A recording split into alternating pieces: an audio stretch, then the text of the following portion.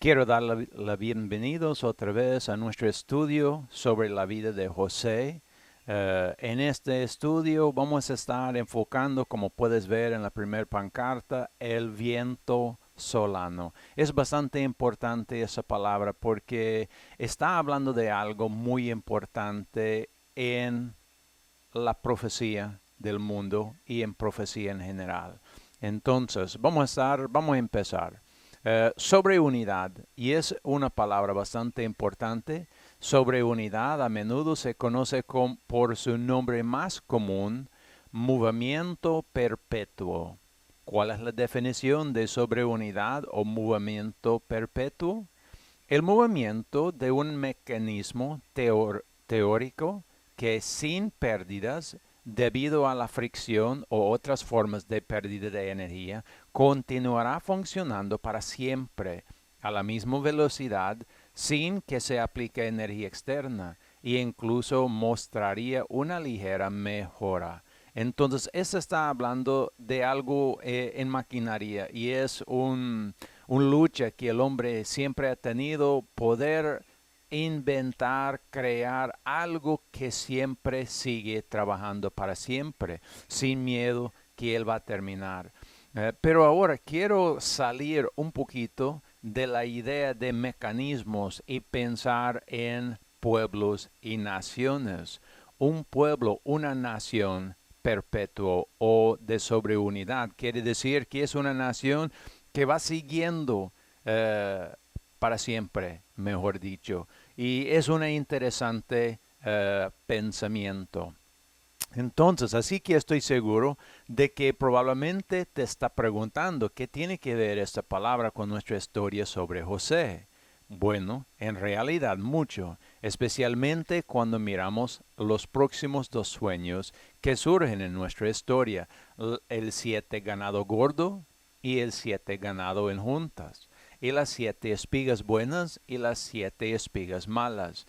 Pero antes de entrar en ese pedazo de nuestra historia, veamos un poco de historia. Aquí tengo una lista de grandes naciones que ya no existen. Sumer y Akkad, Mitanni, Babilonia, Asiria, Hitita, Fenecia, Cartaginas, Elamitas, Midianitas, Sasanidas y los romanos. Y no es una lista completa por nada, solo es algunos nombres, solo para que entendamos un poco algo importante. Esta solo es una lista muy corta de algunos de los lugares más reconocibles que tú puedes conocer. Pero ¿por qué es importante? ¿Qué necesitamos aprender o ver? Bueno, por un lado, ya no existen. ¿Qué nos dice esto?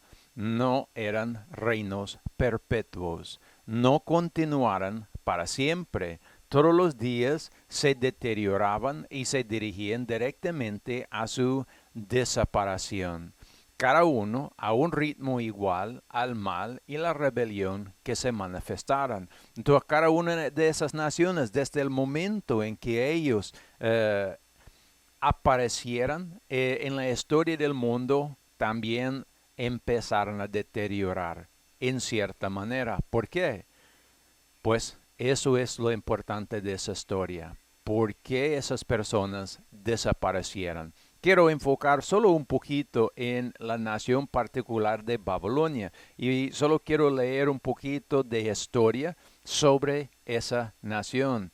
Dice así, Nabopolassar había formado su imperio a través de la conquista en 616 a.C.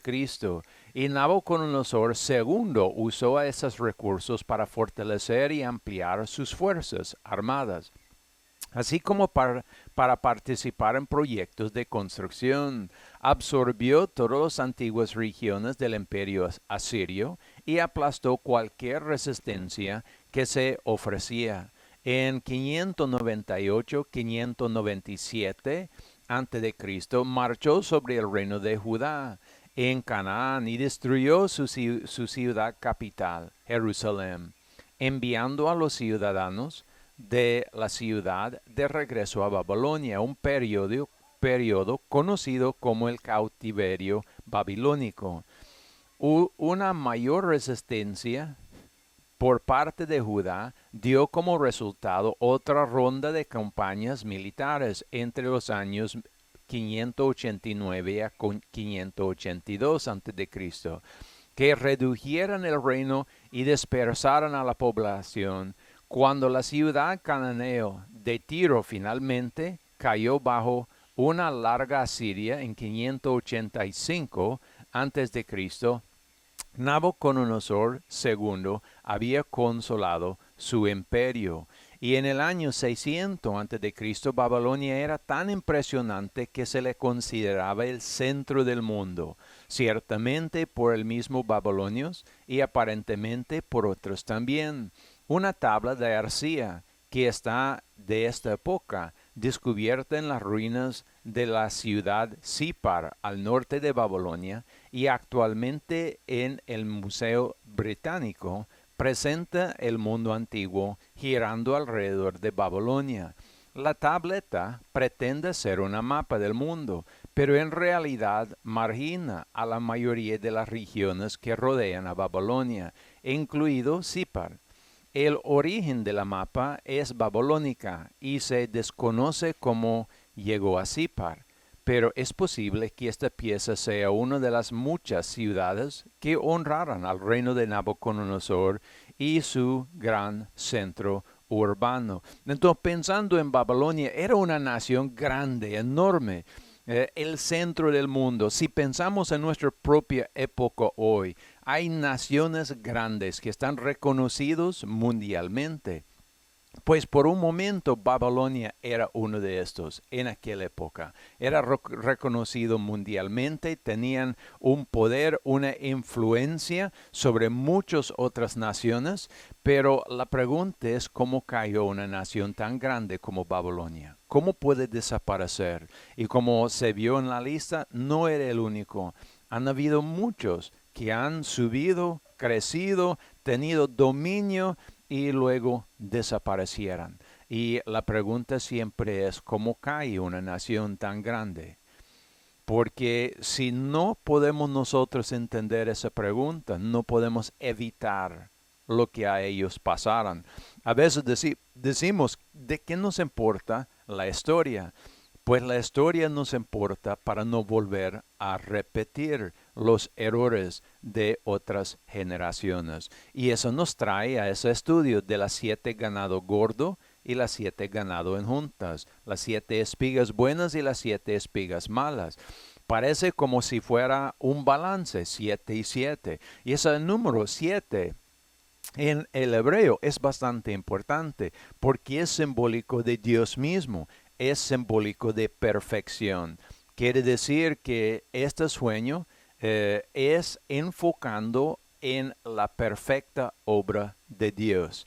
Porque el faraón no soñaba con 6 ganado o 10 ganado o 5 o algún otro número. Y es que Dios estaba hablando no solo para su pueblo en aquel día, sino está hablando para nosotros también en nuestro día. Que podemos enfocar y ver esas obras grandes que suceden en el mundo son obras de Dios. Entonces tenemos un mundo pende de un hilo, quiere decir está en un momento frágil y cualquier cosa puede suceder. Entonces, enfocamos en nuestra historia, Génesis capítulo 41, y vamos a empezar al versículo 1 al 6. Y aconteció que pasados 2 años tuvo Faraón un sueño. Le parecía que estaba junto al río, y que del río subían 7 vacas, hermosas a la vista y muy gordas, y parecían en el parado, y que otras 7 vacas subían tras ellos del río, de feo aspecto y enjuntas de carne, y se pararan cerca de las vacas hermosas a la orilla del río, y que las vacas feos de feo aspecto y enjuntas de carne devoraban a las 7 vacas hermosas y muy gordas, y despertó Faraón. Se durmió de nuevo y soñó la segunda vez, que 7 espigas llenas y hermosas subían de una sola caña, y que otras 7 espigas delgadas y abatidas del viento solano salían después de ellas. Entonces en este versículo 6 tenemos esta palabra, el viento solano. Es el enfoque, porque es parte de esa historia. Entonces, ¿qué es el viento solano? Pues aquí en el pancarta tenemos una pequeña imagen satelital del Medio Oriente. Podemos ver Israel. Hay agua arriba en la izquierda. Y hay agua un poco abajo. Israel está en medio de esas aguas. Y si miramos entrando en Arabia Saudita, pasando el agua, entrando en Egipcio, veamos como si fueran nubes, pero es polvo fuerte movido por el aire. Entonces, ¿qué quiere decir viento solano? En la tierra de Israel, los vientos soplan normalmente desde el mar Mediterráneo hacia el interior, en dirección al este. Esto tiene el efecto positivo de traer aire fresco y humedad, lluvia durante de los meses del invierno a todo el país. Sin embargo, lo contrario también puede suceder. Cuando los vientos soplan desde la región del desierto de Arabia hacia el oeste, el resultado es muy desagradable. Los vientos cálidos y secos distribuyen una capa cáustica de polvo en todo el país. Los diminutos granos de polvo del desierto matan los cultivos y entran en cada grieta, haciendo que la respiración sea muy difícil. Entonces podemos ver el mal de este viento solano. Trae todo ese polvo, mata las cosechas, hace difícil que uno respira. Viene como si fuera algo cálido y seco, algo de destrucción. Y por eso es importante, porque cuando en profecía se vemos estas palabras, viento solano, muchas veces está hablando de una obra de Dios, que Dios está por castigar un pueblo por muchas razones, pero se habla del viento solano. Aquí tenemos 2 versículos que se trata de eso y son muy importantes y interesantes. El primero está en Oseas 13:15. Dice, aunque él fructifica entre sus hermanos, vendrá el solano, viento de Jehová. Y eso es importante porque nos da a saber, cuando dice viento solano, es algo de parte de Dios. Viento solano subiendo de la parte del desierto, y se secarán sus manantial y se agotará su fuente. Él sacará el tesoro de todos los vasos preciosos.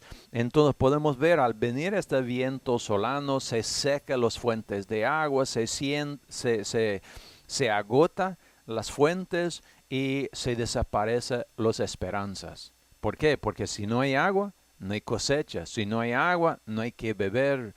Y eso es problemático. Entonces se habla de un desastre enorme. Y usted bien sabe, cuando hay faltas en nosotros, hablando de una nación, cuando hay faltas, por ejemplo, por algún huracán o algo así, el gobierno está en una posición de usar sus dineros, quizás algunos guardados, para suplir necesidades. Así igual en la vida de nosotros. Cuando hay una dificultad, tenemos que gastar todos nuestros dineros que están ahorrados. Es lo que dice, se sacarán el tesoro de todos los vasos preciosos. Tiene que gastar todo lo que se ha ahorrado por suplir esa necesidad. Y luego se queda uno en ruin. No hay cosechas, no hay dinero ahorrado, no hay nada. Entonces es un castigo grande cuando se habla de este viento solano. Y luego en Job, capítulo 27, versículo 21, el viento solano lo levanta y se va, y tempestad lo arrebatará de su lugar. Importante también ese pasaje, porque a veces por razón del viento solano, por ese gran castigo, uno tiene que salir de su lugar. porque ya no hay cómo sobrevivir ahí. Y a veces por el castigo de Dios hay naciones que están destruidos, como Babilonia, como otros que miramos en la lista.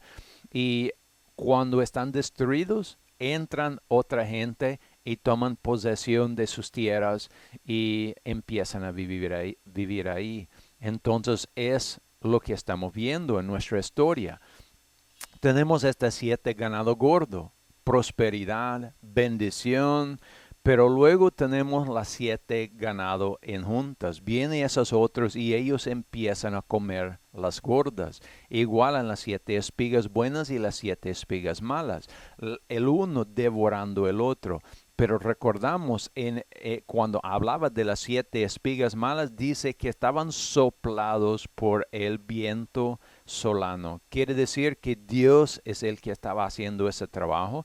Él dio la bendición y también ahora está dando la castigo. ¿Por qué? ¿Por qué Dios está castigando? Pues es una parte de la razón de que esta historia es importante. Porque cuando nosotros rechazamos a Dios, viene castigo. Pues vamos a continuar en versículo 7 a versículo 11 de nuestra historia para ver un poco más. Dice, las 7 espigas delgadas devoraban las 7 espigas gruesas y llenas, y despertó Faraón, y aquí que era sueño. Entonces, terminando su sueño, él está mirando la completa destrucción de las gruesas. Las delgadas llegan, el ganado, también las espigas, completamente eliminan lo bueno. Es importante. Versículo 8. Y aconteció que a la mañana estaba agitada su espíritu, y envió y hizo llamar a todos los magos de Egipto y todos sus sabios, y les contó Faraón su sueño, pero no había quien los declarase a Faraón. Entonces el principal de los coperos habló a Faraón diciendo, me acuerdo hoy de mis faltas. Faraón se enojó contra sus siervos, y a mí me echó en prisión de la casa del capitán de la guardia, a mí y al principal de los panaderos. Y él y yo vimos un sueño, una misma noche, cada uno soñó conforme a la interpretación de su sueño. Entonces ahí tenemos el siguiente pedazo bastante importante. Hay problemas que es imposible rectificar con la sabiduría de los hombres. Viene el faraón, él despierta, su espíritu está agitada. Él no sé cuántos sueños han tenido en su vida, pero en ese momento él está sabido, este sueño es importante. Debo conocer su entendimiento. Él invita a todos sus consejeros y él le da su sueño, pero ninguno puede dar una solución. Eso es bastante importante porque hay problemas que requieran a Dios. Necesitamos de Él. Entonces, llega su copero y él reconoce su falta porque él conocía a alguien que sí podía traducir sueños.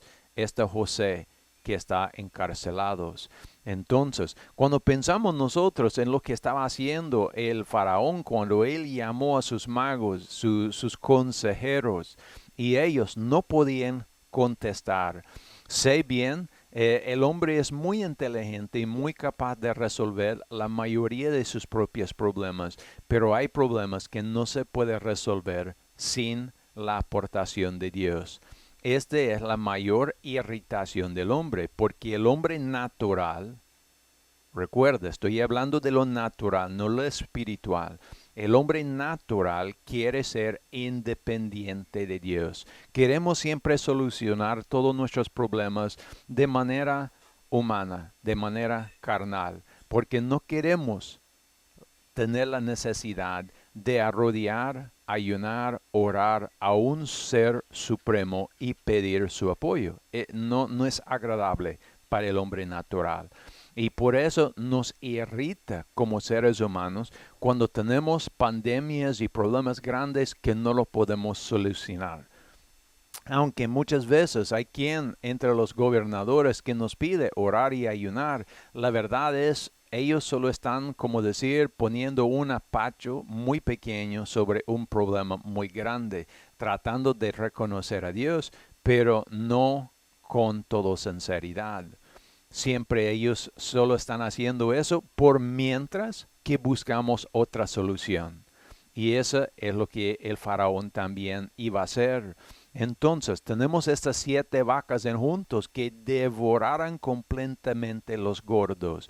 Y así las 7 delgados mazorcas que estaban soplados por el viento solano, que también devoraran las buenas espigas. Quiere, quiere decir que el castigo de Dios iba a ser muy completo. Y eso es importante porque como estuvimos hablando de el movimiento perpetuo, una nación que va a seguir para siempre, podemos ver al perder todo, hay problema. Sabemos nosotros por nuestra historia que, bueno, vamos a seguir un poco leyendo y sabiendo más, pero más adelante en nuestra historia, en el tiempo de Moisés, cuando Moisés sacó el pueblo de Israel fuera de Egipcio, sabemos que se dejó Egipcio en una ruina aún mayor y entró otra nación y empezó a conquistar Egipcio y empezó a vivir ahí. Entonces podemos ver el cumplimiento total de este sueño. Aquí solo estamos viendo un pedazo parcial. ¿Por qué? Porque ese faraón tenía lo suficiente sabiduría para reconocer por un momento a Dios, aunque no lo reconoció por todo. Ahora quiero leer un pasaje en Gálatas capítulo 5, versículo 15, porque también eso se trata de nosotros y la iglesia. Dice, mas si os mordés y devoréis los unos a los otros, mirad que no os consuméis los unos a los otros. Entonces está mostrando en esa parábola, en ese sueño de la ganado y de las espigas, está mostrando un peligro que aún existe en nosotros, que podemos morder, podemos pelear, podemos odiar unos a otros, no solo dentro de la iglesia, aún dentro de nuestras comunidades, dentro de nuestras naciones. Llegamos a tener esos pleitos tan grandes que estamos dispuestos a matar unos a otros. Y eso es importante pensar, porque dice, cuando llegamos a estas etapas, es como las 7 ganado delgado que llega a devorar el gordo. No queda nada. Y no es que el delgado se va a engordar. No, la palabra dijo quedaran todavía delgados. No es que se engordaran ellos por comer los gordos, quedaran consumidos. Y así podemos tener en la iglesia también, si no tenemos mucho cuidado sobre nuestros corazones, nuestras mentes, nuestras palabras, podemos devorar, podemos destruir unos a otros. Pues vamos a regresar a nuestra historia en Génesis y seguimos en versículo 12 al 16. Y dice, y estaba allí con nosotros un joven hebreo, serviente del capitán de la guardia, y se le contamos, y él nos interpretó nuestros sueños, a cada uno conforme a su sueño. Él interpretó. Y aconteció que como él nos lo interpretó, así sucedió. Y a mí me hizo volver a mi puesto y hizo colgar el otro. Entonces Faraón envió y llamó a José y le sacaron a prisa del cárcel. Y se cortó el pelo y cambiaron su vestidura. Y vino a Faraón. Y dijo Faraón a José, yo he tenido un sueño, y no hay quien lo interpreta. Mas he oído decir de ti que oyes sueños para interpretarlas. Y respondió José a Faraón diciendo, no está en mí. Dios será el que responda paz a Faraón. Bastante importante esas palabras. ¿Por qué? Porque el copero, el jefe de los coperos, él está reconociendo al joven hebreo. Este es José. Y es importante este reconocimiento porque, como hemos hablado, para poder tener algo perpetuo, necesitamos Dios. Ese es el momento que Dios va a compartir su pedazo y va a poder sobrevivir la problema. Sabemos que Egipcio no empezó a creer en Dios como Dios de ellos, pero reconocieron por un momento solo lo suficiente para sobrevivir ese momento de desastre, pero todavía su deterioración seguía.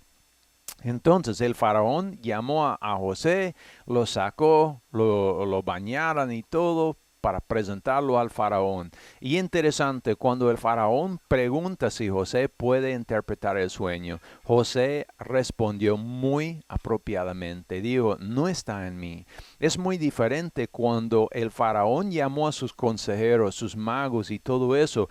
Eran ellos carnalmente que iban a dar soluciones al faraón. Aquí José está diciendo, no está en mí, sino es Dios que va a responder. Es una respuesta espiritual que tú necesitas, no una respuesta carnal. Y eso es muy importante. Entonces seguimos en versículo 17 al 22. Entonces Faraón dijo a José, en mi sueño me parecía que estaba a la orilla del río, y que del río subían 7 vacas de gruesa carne y hermosa apariencia, que pasían en el prado, y que otras 7 vacas subían después de ellas, flacas y de muy fea traza, tan extenuados que no he visto otros semejantes en toda la tierra de Egipto, en fealdad. Y las vacas flacas y feas devoraban a las 7 primeras vacas gruesas, y encontraban en sus entrañas, mas no se conocía que hubiese entrado en ellas, porque su parecer era aún mal, como del primero. Y yo desperté, y vi también en mi sueño 7 espigas crecían en una misma caña, llenas y hermosas, y que otras 7 espigas delgadas y marchitas, abatidas del viento solano, subía después de ellos. Y las espigas delgadas devoraban las 7 espigas hermosas. Y lo he contado a los magos, mas no hay quien me lo interpreta. Entonces respondió José a Faraón, el sueño del Faraón es uno mismo. Dios ha mostrado a Faraón lo que va a hacer. Las 7 vacas hermosas, 7 años son, y las espigas hermosas son 7 años. El sueño es uno mismo. También las 7 flacas, vacas flacas y las feas, que subían tras ellas son 7 años, y las 7 espigas delgadas y marchitas del viento solano, 7 años serán de hambre. Esto es lo que responde a Faraón, lo que Dios va a hacer. Lo ha mostrado al faraón. Entonces viene José y empieza a explicar para el faraón, para su tiempo, qué quiere decir esos sueños. Son 2 sueños iguales, según José, van enfocando en la misma cosa, pero lo importante es que en el primero se demuestra que va a haber muchas bendiciones. Y luego en el segundo parte, que esas bendiciones van a ser completamente devorado. Y como él habló del ganado, no pareció que el ganado delgado había comido el ganado gordo, porque quedan siempre feo y delgado. Y como él dijo, es Dios que está dando este sueño. Dios le dio 2 veces para mostrar que era de él. Seguimos en 29 al 34. Y aquí vienen 7 años de gran abundancia en toda la tierra de Egipto, y se levantan tras ellos 7 años de hambre, y toda la abundancia será olvidado en la tierra de Egipto, y el hambre consumirá la tierra, y aquella abundancia no se echará de ver a causa del hambre siguiente, la cual será gravísima. Y el suceder el sueño a Faraón 2 veces significa que la cosa es firme de parte de Dios y que Dios se apresura a hacerla. Por tanto, provéase ahora Faraón de un varón prudente y sabio, y póngalo sobre la tierra de Egipto. Haga esto Faraón y ponga gobernadores sobre el país, y recaude la 1/5 parte de la tierra de Egipto en los 7 años de abundancia, Entonces viene José y sigue explicando la interpretación del sueño. Quiere decir que va a haber 7 años de abundancia y luego 7 años de hambre, de pestilencia, donde no va a quedar absolutamente nada de los años de las bendiciones. Aún los años de bendiciones van a ser olvidados. Y eso es algo para pensar. Por eso no queremos olvidar a Dios ni pelear en contra de Dios, porque los castigos pueden ser grandes.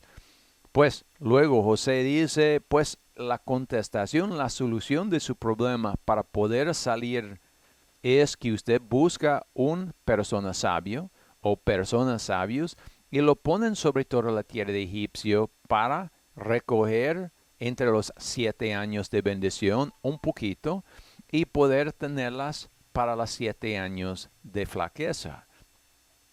En ese momento hubiera sido fácil. El faraón podía buscar entre sus consejeros, entre su gente, uno o unos de los más inteligentes para hacer ese trabajo. Pero el faraón reconoció que esto no es algo que sus consejeros podían solucionar. Así como el sueño, ellos no podían interpretarla, la solución también requería que Dios pone su parte dentro. Seguimos en versículo 35 al 40. Y juntan toda la provisión de esos buenos años que viven. Y allegan el trigo bajo la mano de Faraón para mantenimiento de las ciudades y guárdanlo. Y esté aquella provisión en depósitos para el país para los 7 años de hambre que serán en la tierra de Egipto, y el país no perecerá de hambre. Y la idea pareció bien a Faraón y a sus siervos. Y dijo Faraón a sus siervos, ¿hemos de hallar otro hombre como este, en quien está el Espíritu de Dios? Y dijo Faraón a José, pues que Dios te ha hecho saber todo eso, no hay entendido ni sabio como tú. Tú serás sobre mi casa, por tu palabra se gobernará todo mi pueblo, solamente en el trono será yo mayor que tú. Entonces, en ese breve momento, el faraón reconoce ninguno de sus consejeros, ninguno de sus trabajadores pueden solucionar ese problema, aunque parece la solución tan sencilla. Ese va a requerir el poder de Dios. Entonces el faraón da un reconocimiento parcial a Dios para solucionar ese problema. Dice él, hemos de hallar otro hombre como este. Él reconoce que dentro de José hay un espíritu especial. Y él va elevando de un solo José a ser el segundo en el país. No hay otro sobre José. Puede decir en cierta manera, José está el vicepresidente, está el segundo rey o algún pensamiento así. Solo hay uno arriba de él, sobre todo aún la misma casa del faraón, y es el faraón mismo. No hay otro mayor. Quiere decir que el faraón puso mucho responsabilidad en la vida de José de un solo. Si recordamos, José fue vendido por sus hermanos cuando él estaba bastante joven, 17, 18, 19, no sabemos por seguro, pero anda por ahí, cerca su edad. Ahora vamos a ver que tiene 30 años de edad. No estaba en la universidad, no estaba en la escuela, sino fue un esclavo en la casa de Potifar y luego fue un prisionero encarcelado. ¿Dónde ha tenido él oportunidad de ir a aprender a ser un gobernador? ¿Dónde ha ido él para poder aprender aún las maneras de trabajar en el corte o en la Casa Blanca, por decir, del faraón de Egipcio? No sabe nada. Pero el faraón reconoce a José porque José es importante. Es la pieza que puede salvar. Y eso es lo que él reconoce como faraón. En nuestra historia, Egipto tiene un problema insuperable. Ellos no pueden solucionarla. Las bendiciones que están a punto de recibir también están a punto de perder. ¿Qué se puede hacer? Aquí es donde Egipcio reconoce que la única respuesta está en el hombre de Dios, José. El faraón probablemente tenía muchos consejeros muy sabios. ¿Por qué no eligió a uno de ellos? Porque ninguno de ellos pudo salvar a Egipcio.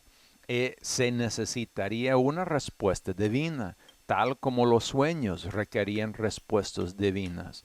Eso no significa que el faraón estaba aceptando al Dios de José como su Dios. Absolutamente no. De hecho, tenemos el siguiente parte de la historia, donde el faraón le da a José la hija de su propio sacerdote en matrimonio, enfatizando su separación y apaciguando a sus propios sacerdotes y dioses. Pero eso solo funciona por un tiempo limitado. Reconocer a Dios parcialmente nos puede alargar el tiempo de nuestra deterioración, pero no lo va a quitar el fin, que es destrucción. Entonces, comparamos nosotros una nación que es muy rebelde contra Dios, que odia a los cristianos, matan a los cristianos, pues su deterioración es muy rápido para abajo y van a ser destruidos muy luego.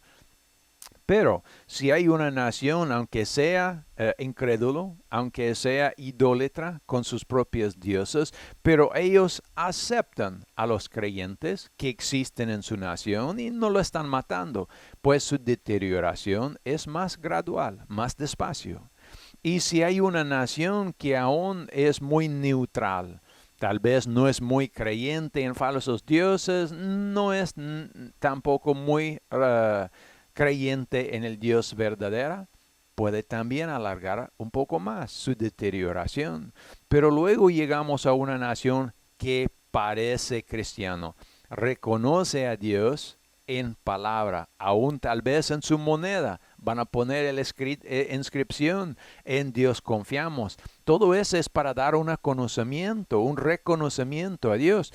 Pero si no está en su corazón el verdadera creencia, entonces todavía su destrucción es gradual, pero siempre va a llegar al fin. Tiene que ser destruido. Es que así es. Una nación no puede continuar sin Dios. No solo sin Dios, sino tenemos que poner a Dios como nuestro rey, único rey. Si no es por eso, vamos a ser destruidos tardes o tempranos. No hay nación que existe para siempre sin que Dios sea su Dios verdadera. Regresamos a nuestra historia. Génesis 41, versículo 41 al 45 dice: Dijo más Faraón a José: He aquí yo te he puesto sobre toda la tierra de Egipto. Entonces Faraón quitó el anillo de su mano y la puso en el mano de José, y le hizo vestir de ropas de lino finísimo, y puso un collar de oro en su cuello, y lo hizo subir en su segundo carro, y pregonaron delante de él: Doblad la rodilla. Y le puso sobre todo el tierra de Egipto. Y dijo Faraón a José: Yo, Faraón, y sin ti ningún alzará su mano, ni su pie en todo tierra de Egipto. Y llamó Faraón el nombre de José Safnat Panea, y le dio por esposa a Asenat, hija de Potifer, sacerdote de On. Y salió José por toda la tierra de Egipto. Entonces, aquí podemos ver elevado José, segundo en la nación, está llevado delante de todos los ciudadanos, mostrando el faraón que su deseo es poner a José como en segundo mando. Es importante porque José hubiera sido muy desconocido hasta este momento, pero ahora va a ser reconocido por el pueblo. Luego él toma la hija de su propio sacerdote de su dios On y lo da a José para casar. Está dando él un reconocimiento de Dios imparcial. Versículo 46 a 51. Y era José de edad de 30 años cuando fue presentado delante de Faraón, rey de Egipto. Y salió José de delante de Faraón, y transitó por toda la tierra de Egipto, y en aquellos 7 años de abundancia, la tierra produjo a montones. Y él reunió todo el alamiento de los 7 años que fueron en la tierra de Egipto, y guardó el alamiento en las ciudades, poniendo en cada ciudad el alamiento del campo en sus alrededores. Y acopió José trigo como arena del mar, con mucho en extremo, hasta que dejó de contar, porque no tenía número. Y nacieron a José 2 hijos, antes que viniese el primer año de hambre, las cuales le dio a luz Asenat, hija de Potifera, sacerdote de On. Y llamó José el nombre del primogénito Manasés, porque Dios, dijo él, me hizo olvidar todos mis trabajos y toda la casa de mi padre. Entonces, ahí podemos notar en versículo 46, José tiene 30 años cuando está alcanzando este puesto. Y es pues bastante importante pensar, porque la mayoría de las personas a los 30 años no están muy capaz de una posición tan grande y fuerte como segundo de mando en una nación tan grande como Egipcio. Pero José, como tenía en el Espíritu Santo y trabajaba y dependía de Dios, él podía alcanzar ese trabajo. De seguro había mucho que él tenía que aprender en muy poco tiempo para poder trabajar con la gente con quien él estaba trabajando. Pero se puede ver que él empezó a guardar los granos preparando por los 7 años de hambre. Algo interesante cuando estoy pensando, porque sé que en mi juventud trabajamos en el campo, todavía trabajo mucho en el campo sembrando. Sé que no es tan fácil guardar semilla para 7 años. Aún hoy en día, con toda la tecnología que tenemos, la mayoría, si tenemos semilla de maíz o frijoles, si lo echamos en un saco y lo guardamos, a los 7 años son ruin. No lo sirven para nada. Entonces, eso se demuestra de nuevo la capacidad de tecnología, la capacidad de inteligencia que tenían los egipcios. Eran algo avanzado, no era muy atrasado. Tenían cómo guardar ese grano para ese periodo de tiempo. Y la realidad es, no solo están guardándolo para 7 años, sino más bien para 14. Y eso es importante pensar, porque se almacenaban granos para los 7 años, pero empezando en el 8.º año, el año de sequedad, ya iban a ir sacando ese grano. Entonces había grano, de seguro el grano que almacenaba en el primer año era el primer grano que empezó a sacar para comer. Entonces eran 8 años, pero de seguro había grano que quedaban hasta los 14 años. Eso es bastante interesante cuando pensamos en la capacidad del hombre en guardar granos. Quiere decir que puede ser que hay una tecnología, un entendimiento que ellos tuvieran que ha sido perdido. Porque hoy guardamos semilla 1 año, 2 años, dependiendo las semillas, 3, 4 años y casi no más. Solo con maquinaria muy especial podemos lograr guardar semilla más tiempo. Entonces, luego llegamos a la vida de José. Tiene su esposa, Asenata. Tiene 2 hijos. Dice el primero, el que nació de primogénito, se llama Manasés. Y es importante. Dice que sus 2 hijos nació antes del primer año de la hambre. Quiere decir que Efraín y Manasés tienen que ver su crecimiento, su empiezo entre los años de bendición. Esto importa para nosotros cuando ya estamos pensando en cómo aplicar estos sueños a nosotros hoy. Seguimos, versículos 52 al 57. Y el nombre del segundo lo llamó Efraín, porque Dios, dijo él, me hizo fértil en la tierra de mi aflicción. Y se cumplieron los 7 años de la abundancia, y hubo en la tierra de Egipto. Y comenzaron a venir los 7 años de hambre, como José había dicho. Y hubo hambre en todo el país, mas en toda la tierra de Egipto había pan. Y cuando se sintió el hambre en toda la tierra de Egipto, el pueblo clamó a Faraón por pan. Y dijo Faraón a todos los egipcios, id a José y haced lo que él os dijera. Y el hambre estaba por toda la extensión del país. Entonces abrió José todo granero donde había, y vendía a los egipcios porque había crecido el hambre en la tierra de Egipto. Y toda la tierra venía a Egipto como para comprar de José, porque para toda la tierra había crecido el hambre. Bastante importante. Entonces nació a José 2 hijos, Efraín y Manasés. Y son importantes esos nombres, no lo olvida porque tiene que ver con hoy y el segundo venida de Jesús. Dice, al terminar los 7 años de bendición, al empezar los 7 años de hambre, vino el pueblo a hablar con el faraón y hacer saber que no hay comida. ¿Y qué hizo él? Lo dirigió a José. Importante porque en esa historia, para nosotros, José es simbólicamente Cristo. Él es lo que se dice los hebreos antiguos, lo que es la Mesías ben José.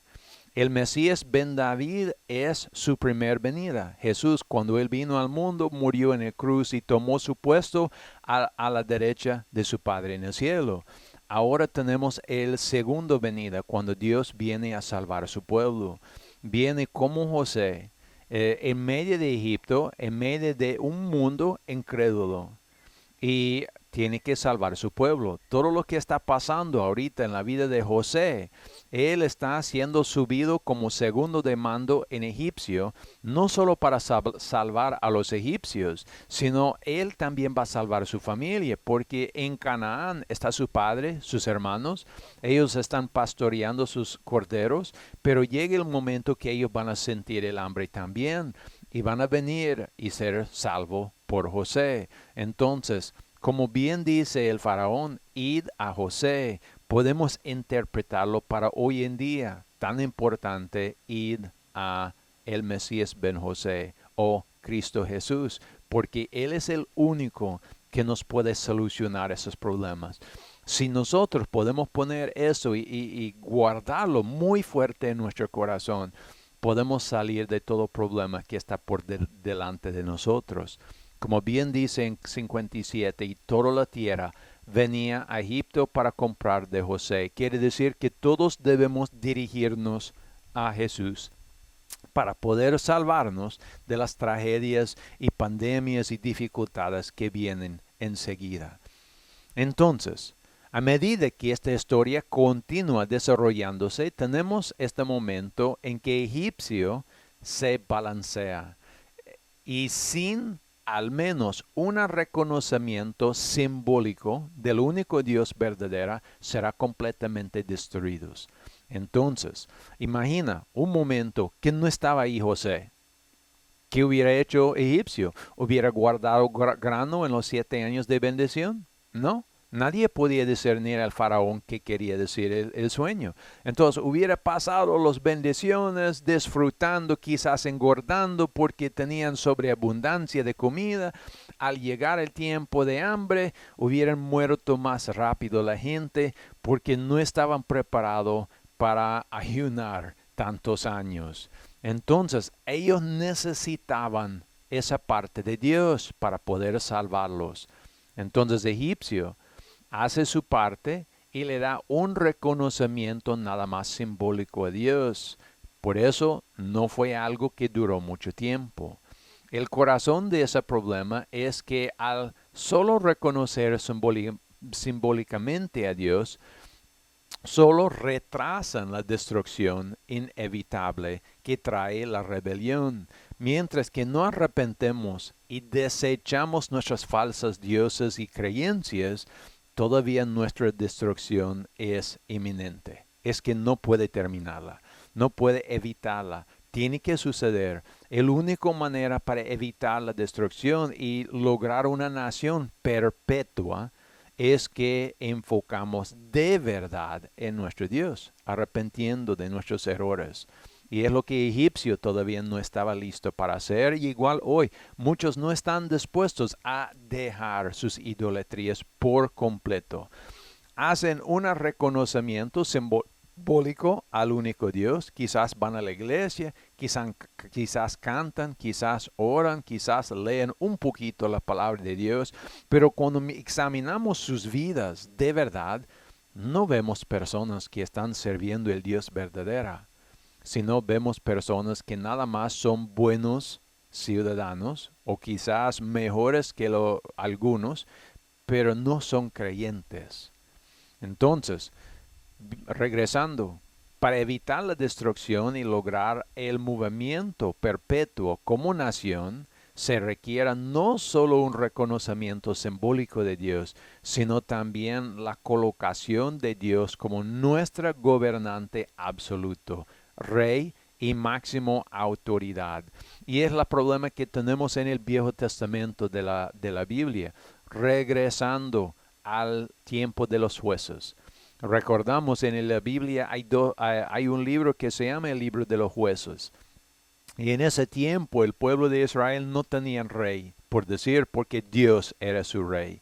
Pero llegó a un tiempo cuando la profeta Samuel estaba todavía gobernando y vino el pueblo y dijo, ya no queremos más jueces, sino queremos, como el mundo tiene, una rey. Y es cuando en ese día dijo Dios, hablando a su profeta Samuel, dijo, el pueblo no está rechazando a tú, está rechazando a mí como Dios. Y eso es el problema que no hemos resuelto. No hemos resuelto poner a Dios otra vez como nuestro gobernante absoluto, rey y máximo autoridad. Siempre regresamos a poner un hombre en ese puesto. Y es el peligro grande en que vivimos. Hay iglesias que quieren su presidente sobre su iglesia, o su sumo sacerdote sobre su iglesia, o su profeta, su viviente o algo así. Siempre tratamos de repetir esos errores del pueblo del Viejo Testamento, no poniendo Dios como el máximo autoridad. Y por eso es esa historia. Es la única manera para tener un pueblo perpetuo. Es la única manera para evitar la destrucción de la cual está viendo Egipcio. Entonces, debemos entregar nuestro futuro y nuestras vidas a Él y confiar en que solo Él sabe lo mejor manera para resolver todas las cosas. Debemos someternos, no simbólicamente, sino voluntariamente y con todo nuestro corazón. Esto va en contra de las necesidades y de los deseos del ser humano natural. El ser humano natural no quiere rendir a Dios. No quiere. Y es el batalla máximo que tenemos nosotros, rendir a Dios. Dice en Mosías capítulo 1 versículo 119, porque el hombre natural es que es enemigo de Dios. Lo ha sido desde la caída de Adán, lo será para siempre jamás. Importante, Dios está diciendo cuál es el problema. El hombre natural. Tenemos que dejar ese hombre natural y buscar el hombre espiritual. Lo que luego nos lleva a la actualidad. Si la historia de José es profética para la segunda venida de Cristo, entonces debemos entender que nosotros, quienes quiera que somos en ese gran mundo, debemos recurrir a Dios. Los eventos que estamos viendo en ese estudio deben destacarse como señales de advertencias. Y tengo 5 puntos aquí importantes en ese periodo de nuestra historia. Número 1, advertencias proféticas dadas. Debe haber sueños, debe haber visiones donde Dios de antemano está advirtiendo a su pueblo. Hay peligros por delante. Ten cuidado. Número 2, viene un tiempo de bendición y conocimiento de Dios. Número 3, un turno y un momento de gran calamidad. Dejamos de creer de verdad en Dios, no apreciamos la bendición, luego hay pandemia, hay calamidad, hay problemas. Número 4, la necesidad de un Mesías ben José, la necesidad de un Salvador. Y ya no es una persona como José era simbólicamente tanto el Salvador de Egipcio como también el Salvador de su pueblo en cuanto a lo material. Nosotros necesitamos ahora una Mesías más grande, que no nos solo salva en lo material, sino en lo espiritual. Y eso es, sin duda, Jesucristo mismo.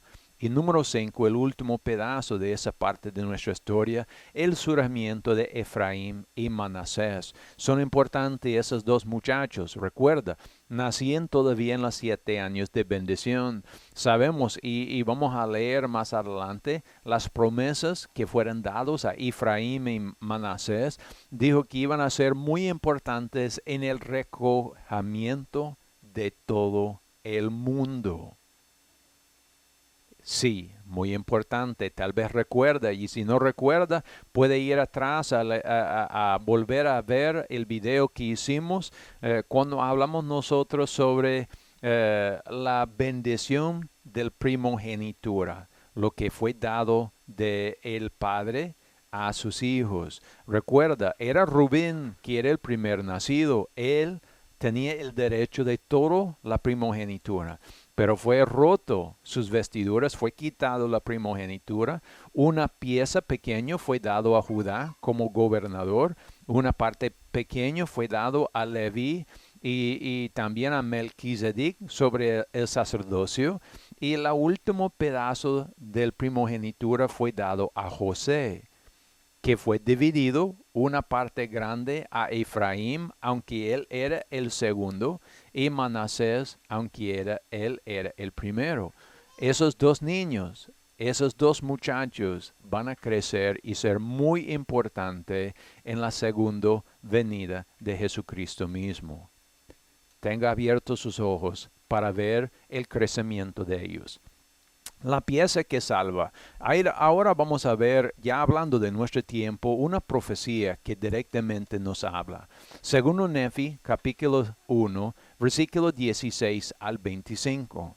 Dice, he aquí, es prudente que esta tierra no llegue todavía al conocimiento de otras naciones, pues he aquí muchas naciones sobrellenarán la tierra, de modo que no habría lugar para una herencia. Por tanto, yo leí he obtenido la promesa de que si aquellos que el Señor Dios traeré de la tierra de Jerusalén obedecen sus mandamientos, prosperarán sobre la superficie de esa tierra y van a ser guardados de todas las demás naciones a ellos mismos. Es bastante importante esa profecía. Dijo Lehi que él recibió esa promesa de parte de Dios. Importante. Esa promesa, podemos decir, empezó con Lehi, pero la verdad no. ¿Por qué? ¿Cómo lo sabemos? Sabemos en el mismo libro de Mormón había un pueblo que vivió aquí en las Américas antes de que llegó Lehi. El pueblo que nos encontramos en el libro de Éter, en el libro de Mormón. Sabemos que ellos llegaran también por parte de Dios, crecieran y fueran una nación grande y muy bendecidas, muy prósperos. Pero ¿qué pasó? Llegó a olvidar de su Dios y fueran destruidos, conforme a esa promesa que fue dado a Lehi. Entonces, esa promesa que Lehi recibió no solo era para él y sus descendencias, es para toda persona, todo grupo que llega a vivir aquí en esas tierras. Mientras que obedecen a las cosas de Dios, mientras que guardan las cosas de Dios, serán bendecidas. Pero en cuanto olviden las cosas de Dios, van a ser destruidos. Aún, eso es para los gentiles de hoy que ha venido a las Américas. Seguimos en versículo 20 al 22. Y en caso de que guarden sus mandamientos, serán bendecidas sobre la superficie de la tierra. Esta es la nación perpetua. Guardan los mandamientos, reconocen verdaderamente a Dios como su único Dios y pueden existir para siempre. Y por más tiempo que reconocemos el Dios verdadero, más tiempo permanecemos. Al momento en que empezamos a apartar de nuestro Dios, es el momento de que empieza nuestra deterioración. Versículo 21. Y no habrá quien lo molesta, ni les quita la tierra de su herencia, y habitarán seguros para siempre. Pero he aquí, cuando llegue el día en que degeneran en la incredulidad, después de haber recibido tan grandes bendiciones de manos del Señor, teniendo el conocimiento de la creación de la tierra y de todos los hombres, conociendo las grandes y maravillosas obras del Señor desde la creación del mundo, habiéndosele dado el poder para hacer todas las cosas por la fe, teniendo todos los mandamientos desde el principio, y habiendo sido conducidos por su infinita bondad a esta preciosa tierra de promesión. Aquí nos habla de esa bendición que fue recibido. Entonces el pueblo conoció de Dios, conoció de la palabra, pero degeneraron en la incredulidad. ¿Cuál es su fin? Dice 23 al 25. Aquí digo que si llegue el día en que rechacen el Santo de Israel, el verdadero Mesías, su Redentor y su Dios, he aquí los juicios del que es justo descenderán sobre ellos. Y el punto aquí es bastante importante, de los juicios de el que es justo. Importante. A veces no queremos los problemas, no queremos los castigos. Pues yo sé cuando fue un niño muy pequeño y yo estaba desobedeciendo a mis padres, yo no quería la disciplina. Ningún niño quiere disciplina. Él quiere poder hacer su rebeldía como quiere. Pero Dios es un Dios justo. Y tenemos un pasaje muy importante en el libro de Romanos que dice, deja la venganza a Dios. Dios pagaré. Llegue ese día de pago. Y aunque estamos nosotros muy tentados de orar que Dios salva al pueblo de su castigo, la verdad es que el pueblo cuando es desobediente necesita el castigo. Por medio del castigo podemos tener un cambio. Mientras que no hay arrepentimiento, no hay nada. Esa gente van a vivir y morir sin salvación. Entonces es muy necesario que los juicios de el que es justo descenderán sobre nosotros cuando estamos pecando. Yo veo el mundo en que vivimos ahorita, la aborción. Sea en mi nación de Estados Unidos, desde que empezó la legalización del aborto, son 61 millones de bebés que han sido matados. Ahora, el casamiento de la homosexualidad, el aceptamiento de la homosexualidad, todas esas cosas, y solo son algunas, pero han crecido al máximo la rebelión de Dios y no las podemos parar. Sé que muchas naciones hoy están en ese dilema. Aceptamos el aborto legal, abierto, aceptamos el casamiento legal, abierto, y muchas naciones están rechazando a Dios. Aunque tienen la palabra en su mano, la están rechazando. Y eso está aumentando el decrecimiento, el día que va a llegar su juicio. Viene el juicio de Dios. Viene por muchas maneras, pandemias, huracanes, terremotos, etcétera, etcétera. Todas esas cosas vienen. ¿Por qué? Porque Dios está tratando de llamar la atención de su pueblo por sus desobediencias. Versículo 24. Y luego dice, sí, Él traerá sobre ellos a otras naciones, y las que dará poder, y les quitará. Recuerda lo que leemos en Job. Dijo Job, por el viento solano se podía ser quitado un pueblo de su lugar. Dice, y les quitará la tierra de su posesión, como hizo al pueblo de Éter. La quitó la tierra de ellos y le dio a Lehi. Luego, el pueblo de Lehi también abandonó a Dios. Fue quitado la tierra, dado a otros gentiles.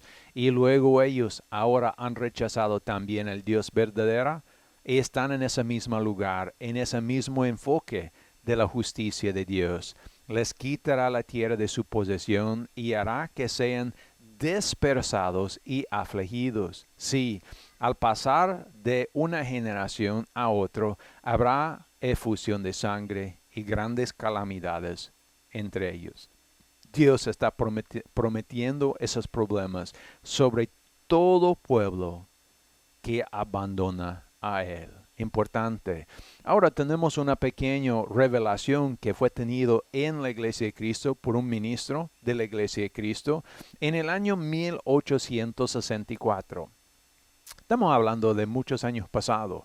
Entonces, como hablé de los 5 puntos, los 5 señales, uno es que hubiera sueños o revelaciones de antemano advirtiendo al pueblo. Y ese es uno de ellos.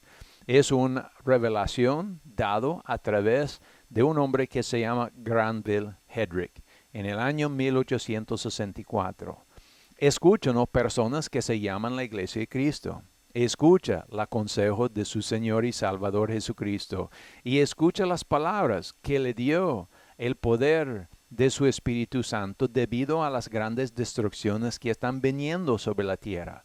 Porque así será sobre nuestro país, será atacado por un poderoso enemigo del sur y el este, por una combinación de naciones fuertes, y las ciudades orientales de la costa serán en la tormenta de la batalla, y el gran océano Atlántico será bloqueado por una flota combinada en el costa, y todo el gobierno federal en alta mar estará en peligro.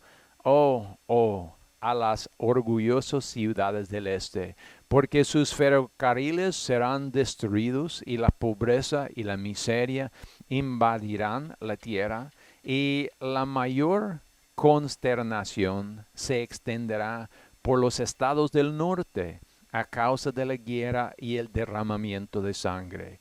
Y surgirán grandes divisiones políticas a través del gobierno entre los estados y muchos de ellos se establecerán por sí mismos, gobiernos separados, y surgirán grandes tumultos entre la gente en la estruendos clamor de disensión. Y la crisis financiera cubrirá la tierra como las turbulentes olas del mar. Los orgullosos, los ricos, así como los pobres, sentirán la punzada del hambre y la vergüenza de la desnudez, y las prendas viejas se alquilarán para reparar a los demás. Y así los orgullosos serán humillados en el polvo y sentarán en el suelo con hambre y desnudo, o en otras palabras, con escasez de comida y ropa. Sin embargo, los hombres que no crean en la advertencia de Dios endurecerán sus corazones contra la verdadera luz del Evangelio y la tirarán, y la tiranía y la opresión gobernará entre los malvados y la libertad será pisoteada debido al gobierno militar. Y esa iglesia grande y abominable, la madre de las abominaciones, llamará a los hombres de su credo a establecer su dominio sobre la tierra de libertad, una vez reconocida. Y terrible y poderoso será el conflicto, pero la gloria sea para Dios, porque la gente del occidente se levantará con gran fuerza por la libertad, y Dios lo ayudará, y Él conmoverá a los reyes del mundo oriental en su ira, y se dividirán unos contra otros, y reunirán a sus ejércitos para luchar. A esa iglesia grande y abominable se organizarán contra sí misma, porque Dios derramará dolorosos aflicciones en poderosos juicios sobre ella. Pero los verdaderos amantes de la libertad y los siervos del Dios Altísimo establecerán un gobierno libre y independiente en Occidente sobre el base de la igualdad de derechos y privilegios en toda verdad y rectitud, y aumentará a favor de todo bien, y solo hombres, y crecerán y prosperarán por el poder de Dios Todopoderoso. Y la paz y la seguridad se establecerán en todos sus dominios, que se volverán verdaderamente grandes. Así dice el Espíritu del Dios viviente. Entonces tenemos esta revelación y tenemos que hacer la pregunta, pero ¿es verdad? Pues hay varias profecías en la palabra de Dios que enfocan en eso. Tenemos nosotros también el pasaje en el libro de Apocalipsis que habla, como esta habló, de la mujer, la iglesia abominable, aquella mujer que estaba vestida de púrpura, sentada sobre un dragón. Y luego dice que Dios iba a destruir a ella. Y leemos donde dice, y Babilonia, Babilonia la grande ha caído.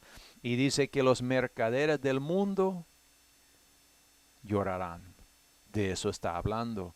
También hay otras profecías que se habla de eso, porque aquí estamos viendo no solo la destrucción de una nación, estamos viendo el crecimiento de otro.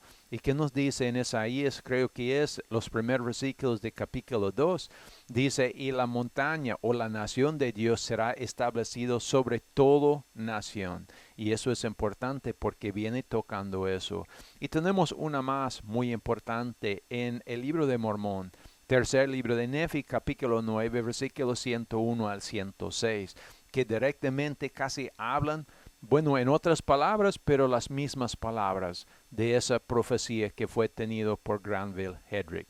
Vamos a leer tercer libro de Nefi, capítulo 9, versículo 101 al versículo 106. Dice, sí, hay de los gentiles. Y eso es importante porque los que han empezado en Estados Unidos mayormente, donde fue restaurado la iglesia de Cristo, ellos han sido reconocidos no como Efraín, no como Manasés, aunque son dos nombres, como lo dijo, muy importante. Son conocidos todavía como gentiles, y eso es importante distinguir.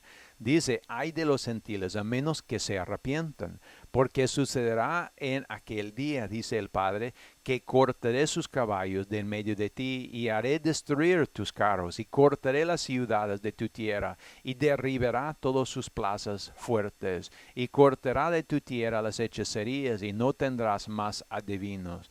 Tus imágenes grabados también cortaré, así como tus esculturas de en medio de ti, y nunca más adorarás las obras de tus manos. Toda la primera parte de esa profecía habla de la destrucción de los vehículos, cualquier vehículo. Habla aquí caballos y carros, pero está hablando de cualquier manera de transporte.